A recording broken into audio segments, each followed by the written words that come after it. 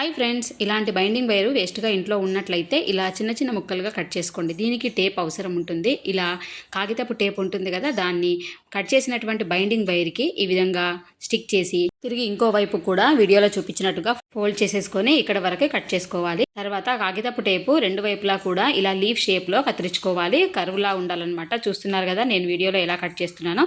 ఇలా అన్ని లీవ్స్ను కట్ చేసి పెట్టుకొని గ్రీన్ కలర్ అక్రిలిక్ పెయింట్తో ఆ లీఫ్కి రెండు వైపులా చివర్లు కొద్దిగా బాగా వదిలేస్తూ మిడిల్లో కూడా కొంచెం బాగా వదిలేస్తూ ఇలా వీడియోలో చూపిస్తున్నట్లుగా పెయింట్ వేసుకోండి. లీవ్స్ అన్ని కంప్లీట్ అయిపోయాయి కదా. నా దగ్గర అయితే వేస్ట్గా ఉన్న పార్ట్స్కి డిజైన్ వేసుకున్నాను అనమాట. అలాగే ఇంట్లో వేస్ట్గా ఉన్నటువంటి డస్టర్ని కూడా ఇలా పార్ట్స్లో ఫిల్ చేసుకొని మనం తయారు చేసి పెట్టినటువంటి ఈ లీవ్స్కి బైండింగ్ వైర్ ఉంటుంది కదా, దాని సహాయంతో ఈ డస్టర్కి అంతా కూడా మంచి బంచ్ షేప్లో వచ్చే విధంగా గుచ్చుకోవాలన్నమాట. ఇలా 3 పార్ట్స్కి కూడా లీవ్స్తో డెకరేషన్ చేసేసి ఇలా హ్యాంగ్ చేసినట్లయితే చూడడానికి చాలా అందంగా కనిపిస్తుంది. బాయ్ ఫ్రెండ్స్, నేను మీ గీతా రంజిత్ కేకే.